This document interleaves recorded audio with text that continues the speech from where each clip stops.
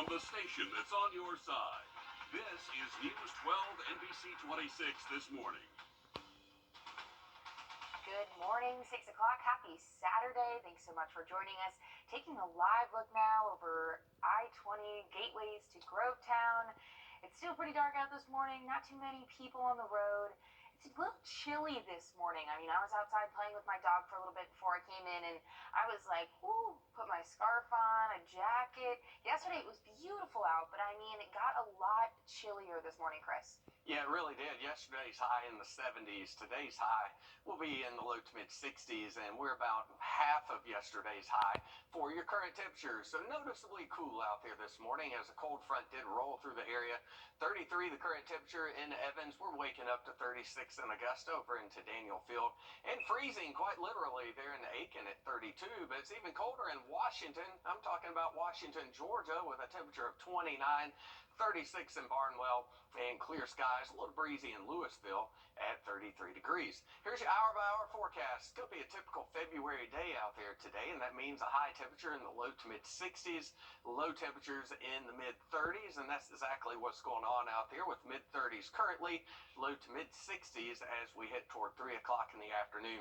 Nothing but sunshine. If you had any complaint today, it might be that it's going to be just a little bit on the breezy side. Doppler Max radar, as you may expect, is dry out there this morning. Winds are fairly light for the time being. In fact, they are calm on the South Carolina side of the river. However, in Georgia, northwest wind at 7 in Louisville, northwest at 5 in Thompson. Our wind speed forecast shows these winds are going to pick up just a little bit. This is not going to be anything that's going to blow over the trash can or anything like that, but still a 10 to 15 mile per hour wind gust today will be enough to make it feel pretty cool out there today. 5 o'clock in the afternoon, sustained winds around 10 or 12. That means a wind gust around 15, quite likely. And then tonight the winds die down. Winds will shift to the northeast, and that's going to make it very cool out there tonight and into your Sunday. So here are your weather headlines. We'll be talking about more throughout the morning. Beautiful weekend, just on the seasonably cool side compared to those 70s and even 80s a couple of days ago. Big warm-up is on the way for the week ahead. There is going to be a chance of rain almost every day as well. Not a washout, but we'll talk more about that in the full forecast coming up here in just a bit. Looking forward to it. 6:02 now. Continuing coverage on an investigation into 2 Waynesboro police officers. New video and new details about broken policies and past offenses. We first told you earlier this week the Waynesboro Police Department suspended Officer Ronald Bartlett. He and Officer Greg Stroud were under investigation after a mom claims a stranger tried to kidnap her 7-year-old daughter with little to no repercussion from the officers. Stroud will not face punishment, but Officer Bartlett will be off the job for the next week after the investigation found he broke department policy. Our Kennedy Harris found Officer Bartlett's been in hot water before. Yeah, this is not the first time either officer has been in trouble, but specifically for Bartlett, he's been in hot water with the Waynesboro Police Department 3 times since he started there in January of 2021. I spoke with the State Peace Officer Training Council about why, even with a history of red flags, officers can still hold a badge.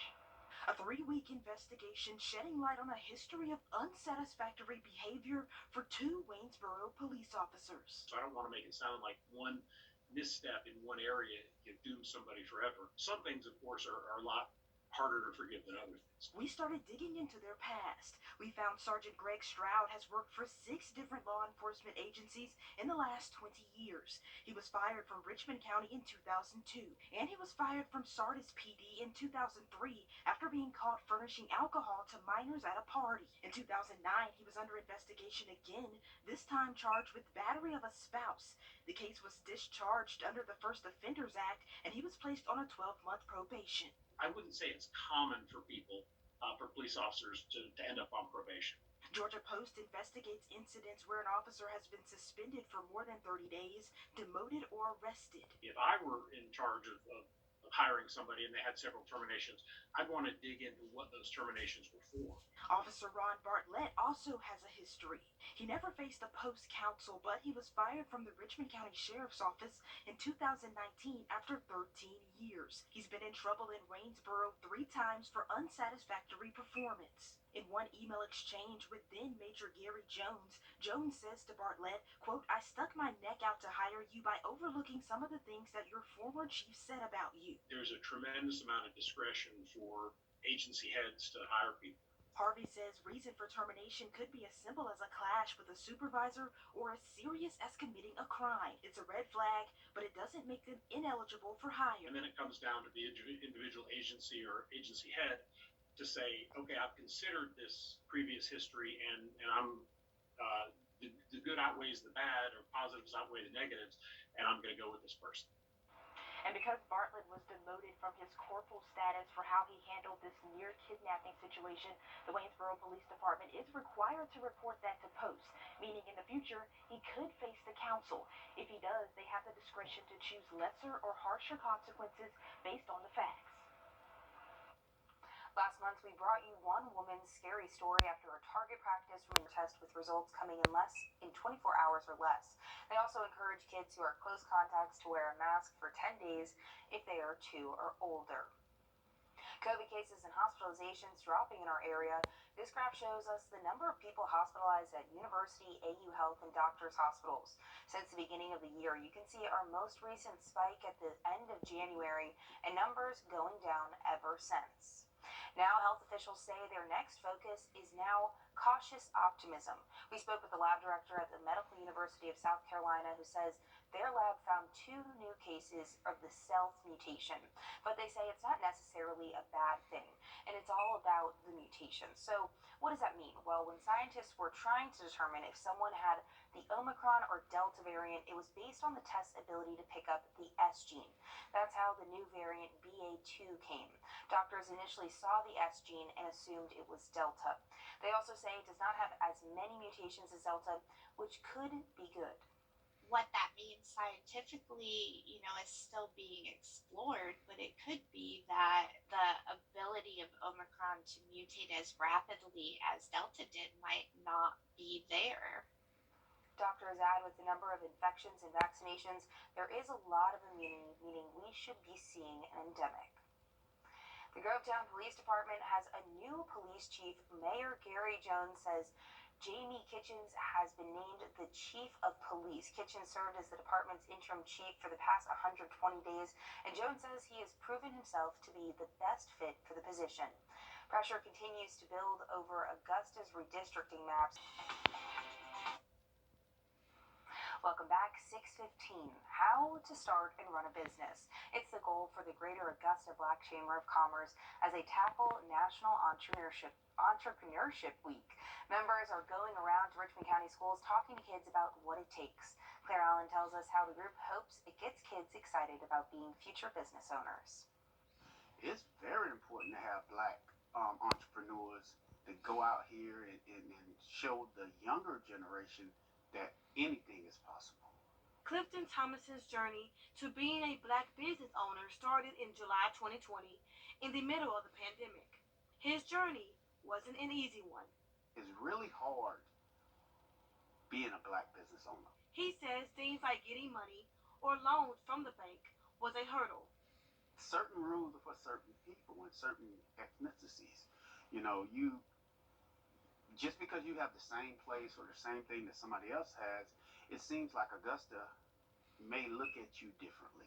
Access to capital is always a major problem for Black entrepreneurs. It is the goal of the Black Chamber of Commerce to give out grants, loans, and mentorship to help Black entrepreneurs be successful. It's so critical to make sure we give them that first step to get to that traditional banking relationship. West says since the pandemic, about 300,000 new Black businesses have started up in Georgia and says it's vital to teach our children early about entrepreneurship. But it's very critical that you have those from the same socially economic background teaching not only our youth and them seeing our youth, but also our adult entrepreneurs and business owners. I learned that once you are a Black entrepreneur and you start your business, you inherit responsibility to teach the next person. In Augusta, Claire Allen on your side. To learn more about the Black Chamber of Commerce, you can visit their website at mygabc.org. Let's take a live look now over Wheeler Road. It's 6:18. Pretty slow morning. I don't see many people out there. It's a a slow Saturday start, chilly start to the weekend. Chris, what do we need to know about the rest of it? I know you said we have things to look forward to next week.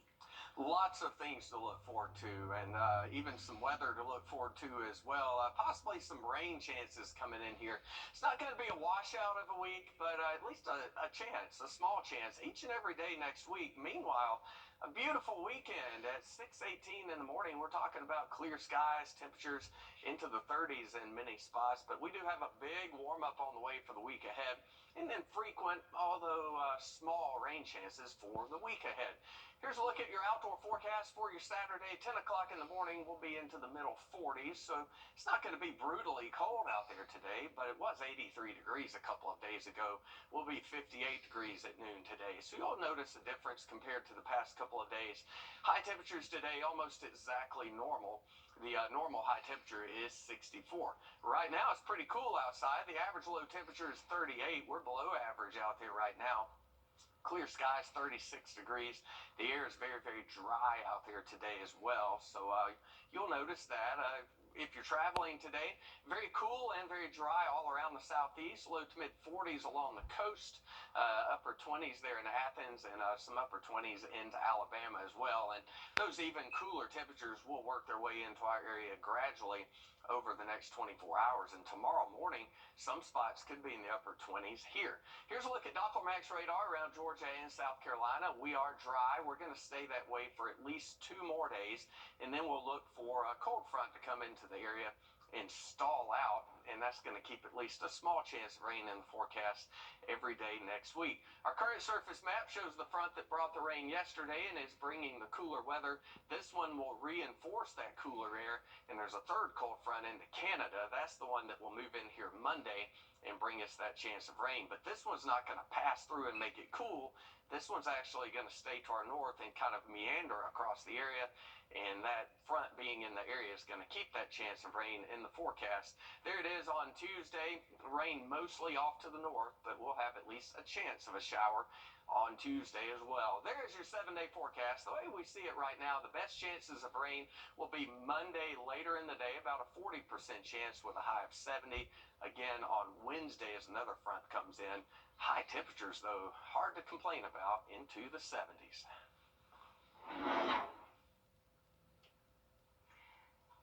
New lawsuits are being filed against disgraced South Carolina attorney Alec Murdoch. This is involving the lawsuits filed by Mallory Beach's family for her death.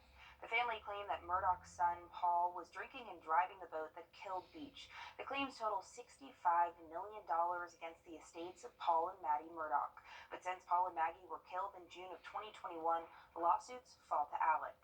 The property where Maggie and Paul were killed last summer is now up for sale. The 1,700-acre property in Colton and Hampton counties is going up for nearly $4 million. The property was listed for sale last week, and the company selling it says there have already been several interested parties and offers. Any sale of the property is subject to court approval. Every third Tuesday, the Aiken County Coroner's Office releases the identity of a man who drowned in North Augusta. The coroner says 20-year-old Tyzee Minter jumped off the dock at Beck Park last night into the Savannah River and never resurfaced. They searched for about 2 days until they found his body yesterday afternoon. We're told Minter's body will be autopsied Monday morning. 6:37, fire season's not over. Our first responders have put flames out like clockwork. These are photos of crews working on 2 house fires that happened earlier this week. But when we see scenes like this, our firefighters aren't the only brave souls who show up. I spoke with one outstanding Red Cross volunteer who helps around the country and right here at home. She says she's responded to around 10 of these calls, but every time the phone rings, she's there to pick it up. It's really a calling. Since 2016, Marcia has answered calls, helped out in the California fires, hurricanes in Florida, flooding in Missouri, and especially here at home. Extraordinarily rewarding, and it's something that I feel like I just have to do for other people. The Red Cross says giving hearts are what makes their volunteers so special, especially Marcia's. She's been here to support people going through their darkest days and really in severe need. So we're grateful to her And she's also become a dedicated blood donor with us as well. 10 times. I think 10 times I've donated so far. She says the most rewarding part is knowing who your donation goes to. And she had shared with me that she initially started giving blood after responding to a home fire, and the victim of that fire ended up needing transfusions due to their injuries. So because she's a blood donor and a volunteer, we thought she was a great example of really who is the Red Cross. Those who prevent and alleviate suffering in the face of emergencies. Just makes my soul feel full is the best way I can describe it. She says it's something all of us can do. You don't have to have a special skill other than a need or a want to help people. And the Red Cross says they haven't had a shortage for volunteers and blood donations like this in over 40 years. Marcia says even though she's dedicated her life to helping the Red Cross, volunteering is not an all-consuming thing. It's something you can do as little or as much as you want. Wednesday, Golden Harvest Food Bank had a $25,000 check donation event from Bank of America. They say it's all thanks to their partnership to address hunger relief and strengthen local communities. With this money, Golden Harvest will be able to give away 75,000 meals. These partnerships are vital to us. I mean, we simply can't do the work that we do without such strong partners and people that invest in us financially. We serve 25 counties, 11,000 square miles of hunger relief, and that takes a lot of trucks and gas and employees and partnerships and food. Since the start of the pandemic, Bank of America has given $131,000 to Golden Harvest. A full slate of high school basketball as the playoffs inch closer in Georgia. Nick Wrdw has all the highlights in sports. It was all about the rubber matches last night in the CSRA. In 3 region championships, the teams split the first 2 games of the regular season. We'll start over at the Eagles' Nest for Laney Josie round 3. The defending champs looking to get their first region title under Jawan Bailey. Laney jumped out to a third-quarter lead as Harmony Jenkins gets the bucket there. But the Eagles are defending champs for a reason. It took double overtime, but Josie picks up the win at home. The Eagles are your 2A Region 4 champions. To Cross Creek now, where Marcellus Brigham and Thompson look to knock off the defending champs. Levante Ivory in the first. Tough take to the rack for 2. Every dog has its day, and last night belonged to the Bulldogs of Thompson. They knock off the defending champs Cross Creek 63-53. Bulldogs win the 3A Region 4 championship. Meanwhile, the Cross Creek girls beat Thompson 50-27 to win their 3rd straight region title. The defending champs have been on a warpath this season. They are 23-1 on the year. Their only loss coming to Valdosta, who's a 6A team. Razorbacks have to be considered one of the teams to beat heading into the state playoffs. Grovetown and Rockdale came down to the wire. The Warriors scored with 16 seconds left to win, and the Warriors take the 6A Region 3 title, 54-51, the final score there. To the 1A, South Carolina ranks now Denmark and Southside Christian. The Vikings win big 67-32. They will host an Elite 8 matchup. Big thanks to Deanna Berry for this video you're seeing here.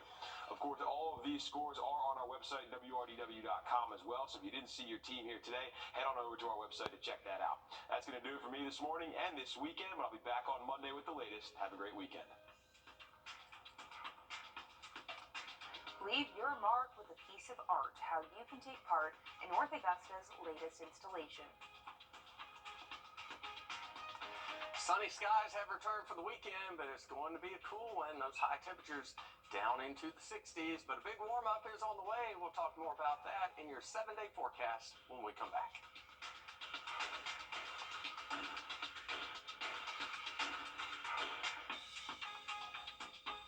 When it's time for us all night. Welcome back, 644. Decorate a heart and be a part of the community mural. That's the message from the Arts and Heritage Center of North Augusta. They're inviting you to be a part of their newest installation. Arvo Volk shows us what the project is all about. Hey, it's all about love. Great job, Alex. We went with a heart theme and want people to show their love for North Augusta. Marianne Bigger runs North Augusta's Arts and Heritage Center. That's where they're creating a community mural, and anyone can draw, including her. Crayons, markers, colored pencils. We wanted to do something that didn't have to dry so we could put it up right away. She says it's a good time to get the community involved.